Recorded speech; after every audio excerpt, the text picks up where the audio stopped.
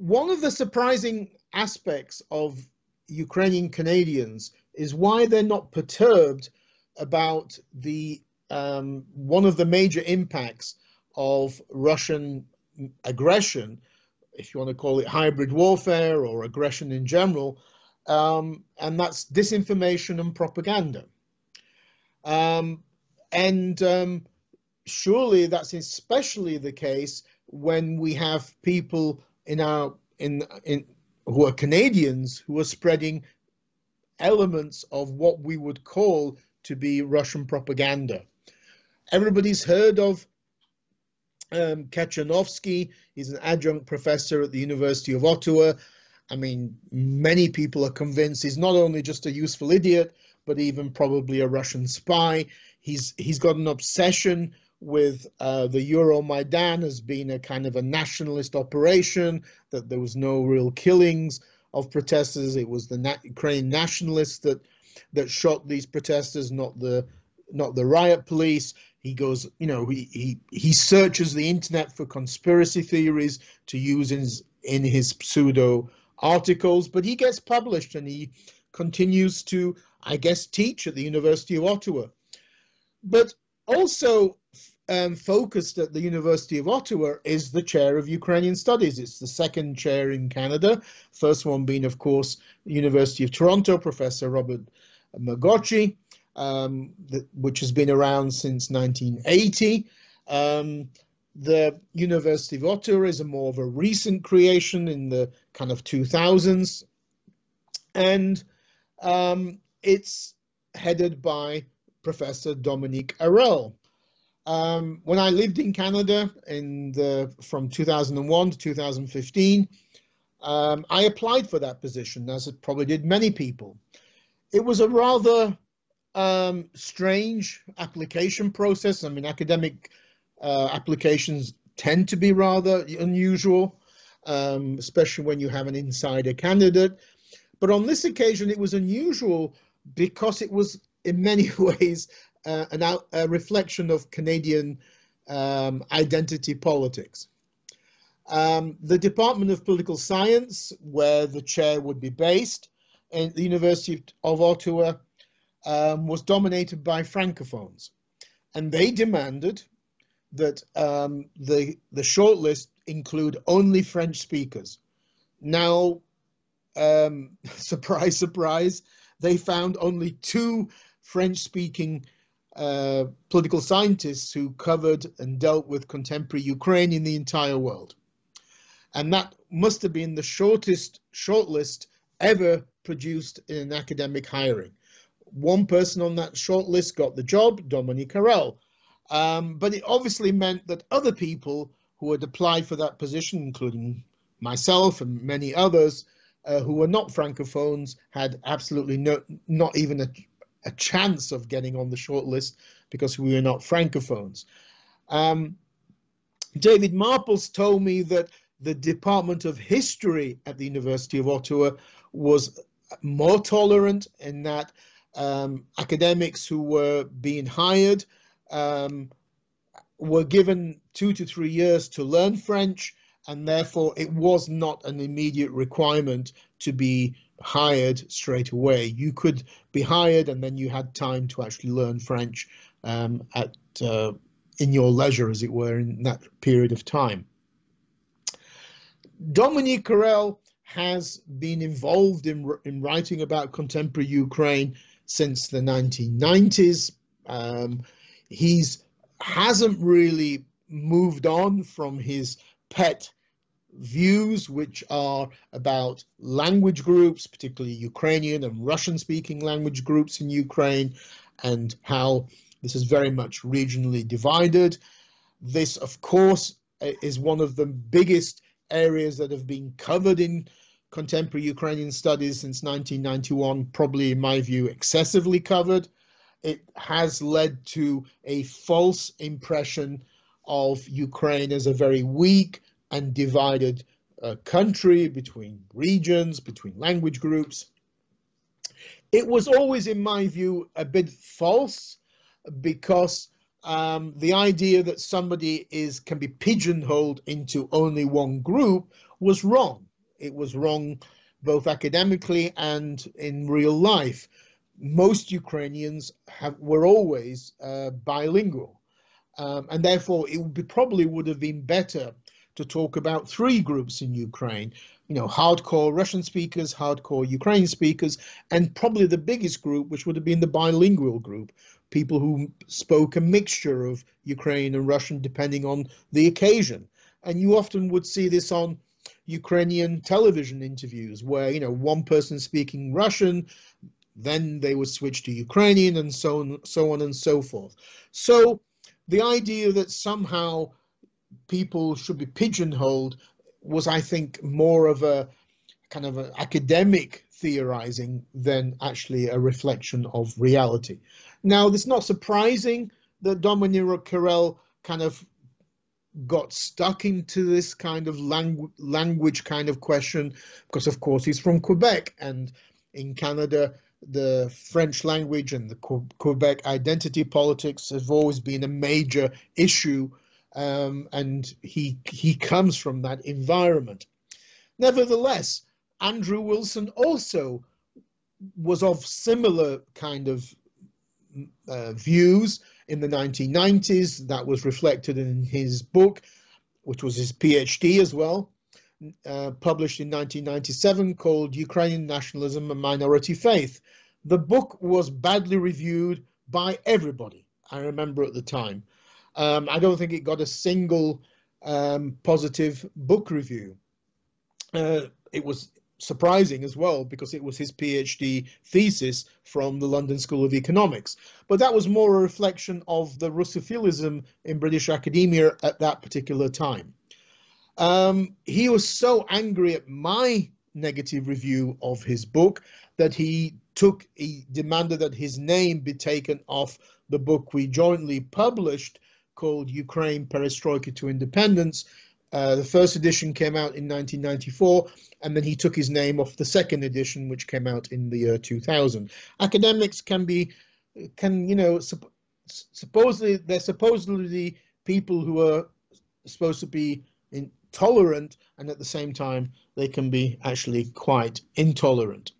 Dominique Arel hasn't really published much during his time as chair of Ukrainian studies. Anybody can do a search on Google and you can find anybody's articles very easily, academic or media articles, and you'll be lucky to find anything hardly published by Dominique Arel. So he's not one of the ones who's quite prolific in Ukrainian studies, unlike, for example, Andrew Wilson, who has become very good in what he's doing and has moved on very much since the 1990s. He no longer promotes this idea of linguistic groups and civil war in Ukraine. In fact, he's the opposite. He's quite incisive about Ukraine. I was one of the ones who was recommending to the Danyliw Foundation, which was a foundation created by Mr. Danyliw when I was living in Canada. He provided a grant for a book I published on Crimea in the 2000s, and going by my suggestion, it led to the introduction of lectures on contemporary Ukrainian politics at the University of Toronto, and then this moved also to funding an annual conference at the University of Ottawa, also on contemporary Ukrainian politics, funded by the Danyliw Foundation, created in honor of Mr. Danyliw, who passed away in the 2000s. Unfortunately, every time I applied to go to this conference, when I lived in Canada, I applied a number of times. It would be very easy to travel from Toronto to Ottawa, but every time I applied, I was rejected. Now, you're always going to get rejected occasionally, but to get rejected every time indicated to me that Dominique Arel obviously did not want me to be present at this conference. There was something there that he was blocking. Again, a sign of intolerance, I would say. one of the few things that you will have seen published by Dominique Arel and Jesse Driscoll is a book published 2 years ago, which unfortunately came out after Russia's full-scale invasion of Ukraine in 2022. The book, therefore, is kind of already out of date in some ways, but it's also out of date as well because it doesn't really bring much to the table. One of the things that we pass to students from master's level and PhD level is that they should at least be original in their publications, and this doesn't really bring anything original and interesting and new to the table. There's already in the 10 years, or practically 10 years since 2014, there's already been a huge number of articles published on the Euromaidan revolution, on the annexation of Crimea, and on the war between Russia and Ukraine from 2014 onwards. And then since 2022, there's been also a massive growth of books and articles about that invasion. I've read probably most of the books, and to be quite frank, many of them are not very good. Everybody seems to have jumped on the bandwagon. This book about Ukraine that is published by Arel and Driscoll is about the period from 2014 to 2021, so before the full-scale invasion. They talk about that period of time not as a Ukrainian-Russian war, as it were, but as a civil war. This is obviously a reflection of, in many ways, Dominique Arel's background, the Quebec background, the linguistic groups, the regional divisions, and how Ukrainian and Russian speakers were fighting each other.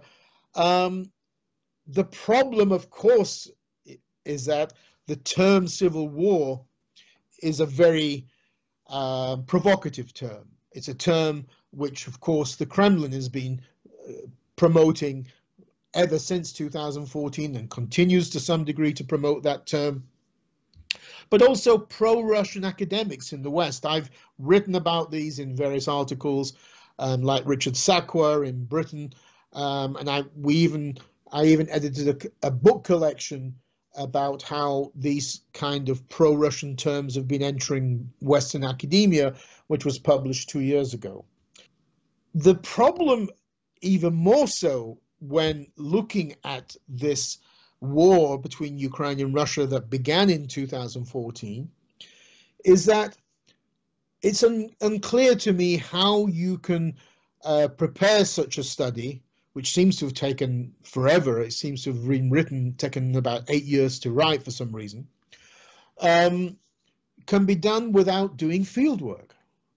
We, as professors, inculcate in particularly PhD students that they need to do fieldwork. They need to do that, otherwise their PhD isn't really original and hasn't got kind of raw data, as it were. How then can academics themselves write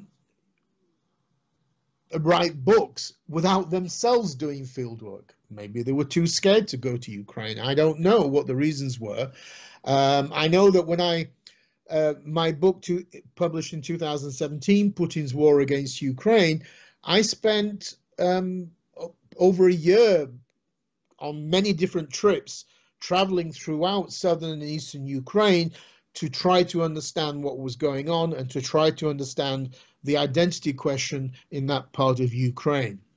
And you simply cannot write about that conflict and those identity questions if you don't travel to those regions. It's simply to only try to understand that from text is wrong, and it's actually bad academic work. Particularly, it gives you an insight into how most of Ukraine's Russian speakers have always been patriotic and loyal to Kyiv. And once you understand that and you talk to all these people and you see them as volunteers, civil society, journalists, or soldiers, or volunteers as in the army, then you will understand why Russia failed in 2014 to create all these pro-Russian uprisings in southern and eastern Ukraine. And you will understand how this wasn't a civil war. And you will in particular understand why Ukraine has been so resilient and tenacious in fighting Russia since 2022. Because if Ukraine's Russian speakers had not been patriotic, if they had been pro-Putin and pro-Russian world, Ruski Mir, Ukraine would have been defeated already in 2014, never mind 2022. The fact that's not the case shows to what degree anybody looking at this and seeing Russian speakers as unpatriotic is simply barking up the wrong tree. So the lack of field research is a major disappointment. I mean, Serhiy Kudelia was also written a very critical review of Driscoll and Arel's book. Is a classic example of a good academic, a scholar who did many visits to Ukraine to do that kind of field work. And his new book is now coming out shortly, published by Oxford University Press, which I am looking forward to reading. The book also has many contradictions about if Russia intervened, when it intervened, and I think the authors seem unclear about what they understand to be Russia's intervention. And I think this is quite a common problem. It's a common problem because I don't think most academics working on contemporary Ukraine understand the concepts of hybrid warfare and military issues. I mean, I didn't. I had to learn. And if we take that into account, then it's ridiculous to claim that Russia only really appeared on the scene in August of 2014 when Russian troops launched a real invasion of Ukraine. The reason why it's ridiculous to see that is because, firstly, Russia has been unwilling to accept Ukraine as an independent state since 1991, and has been always trying to intervene, including so-called liberal Russian President Dmitry Medvedev, who wrote a terrible open letter to President Yushchenko in August of 2009 with lots of demands. But more importantly, Yanukovych's presidency from 2010 to 2014 was a case where we should probably look to the origins of Russia's intervention and hybrid warfare against Ukraine. It's not 2014. Under Yanukovych, he gave Russia everything that it demanded. And the Russian Secret Service, the FSB, and military intelligence took control of Ukraine's security service. The intelligence penetration of Ukraine under Yanukovych was a massive case of treason. And so Russia was involved in its hybrid war activities already under Yanukovych, and it was involved in various activities from the Euromaidan revolution onwards throughout 2014. Other scholars have done a far better job in explaining how anti-Euromaidan protesters in Donetsk became armed insurgents just a few months later. That was with Russia's help. It could not have been without Russia's help.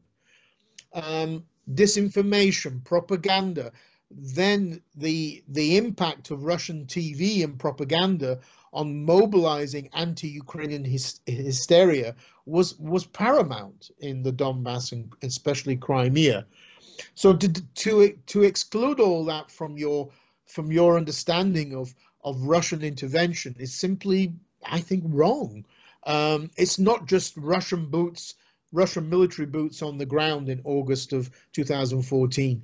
Things were happening far earlier, including so-called political tourists being bussed in from Belgorod into Kharkiv and from Transnistria in Moldova into Odessa, pretending to be locals and supporting pro-Russian cases.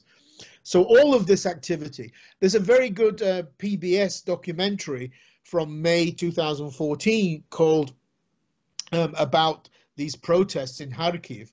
And they talk to these pro-Russian thugs in Kharkiv, and they admit that they were funded by and trained by Russian intelligence to go around the city and beat up Ukrainian patriots and supporters of the Euromaidan revolution. This is in March 2014. Why was this kind of information ignored from Driscoll and Arel's book? There's also, if you look at the footnotes and the references, that they barely use Ukrainian opinion polls, or even Russian ones from the Levada Center, which is really, really odd, because there's a massive change in Ukraine's identity from 2014 onwards. And therefore, they are wrong when they claim that there wasn't much of a change in Ukraine's kind of identity and memory from 2014. That's simply not true. Ukrainian identity completely becomes revolutionized after 2014. And after 2022, it's on steroids, that change in Ukrainian identity. And if you don't look at those opinion polls, you simply don't get it.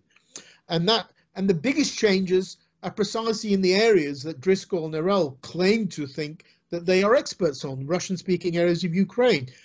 If you're from Western Ukraine, like many people in the Ukrainian diaspora, you don't have to be told about Russian chauvinism and Russian imperialism. You know about that from your parents since you were knee-high. But for Eastern Ukrainians, this was a major shock, what the Russians were doing in 2014 and, of course, 2022. And that's reflected in opinion polls, how that shock of Russia's military aggression, chauvinism, imperialism, whatever you want to call it, genocidal politics from 2022, that impacts in particular Russian speakers in Ukraine. It doesn't have to impact upon Ukrainian speakers because they already know that about Russians. They already have that viewpoint. It's the biggest change is amongst East Ukrainians and Russian speakers. That is missed from this book, and that is seen as how Driscoll and Arel can't really explain why Russian speakers in the Donbass, or not a majority but an aggressive minority, take power with Russian help, but Russian speakers in the other oblasts, and there are 6 other oblasts in eastern and southern Ukraine, Kharkiv, Dnipropetrovsk, Mykolaiv, Odessa, Zaporizhia, why in those regions Russian speakers stayed loyal to Ukraine. I mean, that to me is a crucial question. Why in one did they not, and why didn't 6 other areas did they? And the key region for me and the most fascinating is Dnipropetrovsk, which is completely ignored in the Driscoll and Arel book. And why is it fascinating? Because that's the home region of Leonid Kuchma and Volodymyr Zelenskyy. It's got both Ukrainian and Russian-speaking identity, but it's also got a big Jewish presence. And I've done a lot of field work amongst the Jewish community in Dnipropetrovsk, and it's fascinating. They are primarily Jewish speakers, but they have no nostalgia for the Soviet Union. They're very pro-Ukrainian, as we see with Zelenskyy. Why is that factor not included? Although Western academics don't particularly like decommunization in Ukraine, it was one of the most radical region which implemented decommunization in eastern Ukraine was Dnipropetrovsk. Why? Because the Jewish community there supported it.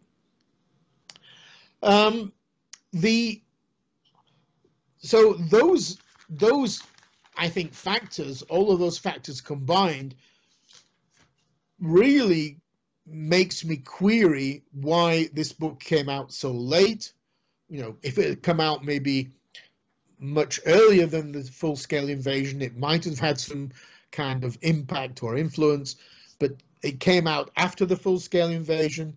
It looked like the authors kind of had an idea of a conclusion, what they wanted to basically say, and then they cherry-picked which facts and references would fit that and ignored others. And so the references are very selective in who they are quoting in that. I think, to me as well, going back to Dnipropetrovsk, what's interesting is this kind of obsession with language in Ukraine and regional divisions can't explain how you have all of these presidents you have 6 presidents in Ukraine, but only one of them is pro-Russian, Yanukovych. You have 2 from Dnipropetrovsk, Zelenskyy and Kuchma, who were not pro-Russian. They're pro-Ukrainian. Under Kuchma, there was a massive Ukrainianization of Ukraine's education system, for example. So without field work on the ground, you're not going to really understand these nuances and differences in Ukraine's regions and Russian speakers. Ukraine should be looked at as, not one monolith, just like most countries. In eastern Ukraine, if you have 8 oblasts, 2 of them, Donetsk and Luhansk, were always different from the other 6 primarily Russian-speaking oblasts. There was always a lingering Soviet identity, never mind Russian identity in Donetsk, Luhansk. But that was the same in West Ukraine. If you had 3 Galician oblasts in West Ukraine, you also had Transcarpathia, which was very different to Galicia. And in 2010 presidential elections, Transcarpathia actually had the highest vote was for. It was the only place in West Ukraine which voted for Yanukovych. And that because it was different from the rest of West Ukraine. The key for me is that if you're looking at this period of time from 2014 onwards, you need to appreciate when and define what you mean by a Russian intervention. That to me is key. If you don't understand the concepts of hybrid warfare, and that means that Russia is basically weaponizing everything, then you simply don't understand that began long before the first invasion of Ukraine in 2014. Russia already was unwilling to accept Ukraine as an independent state. There were already major problems that they were looking at with Viktor Yushchenko's presidency. I've mentioned Medvedev's really undiplomatic open letter to Yushchenko with long list of demands, which have remained in place in the Kremlin. You had the expulsion of Russian diplomats as spies by Yushchenko, the first time this happened after 1991. You had conflict between Ukraine and Russia over Georgia, because when Russia invaded Georgia. And then you had Yanukovych's presidency, where he basically allowed Russia to take over Ukraine's military and Ukraine's secret services. So all of that's the background, and then Russia coming in already in February, March 2014. For example, one of the questionable arguments made in Driscoll and Arel is that Igor Girkin, this well-known Russian nationalist who was first involved in the annexation of Crimea, then he took 50 Russian special forces to Donetsk in April of 2014. Driscoll and Arel described him as a freelancer, that he wasn't sent by the Russian government. This is simply not true, and it's not the view of most people. As everybody will say, there's no such thing as a former spook. He was a FSB officer. Yes, he wasn't a card-carrying one at that time, but the idea that he was working as a freelancer is simply hilarious. His entire group was funded by a Russian oligarch. He's nicknamed the Orthodox oligarch, Malofeev. And the idea that he could do that without the blessing of the Kremlin is simply not ridiculous and simply untrue.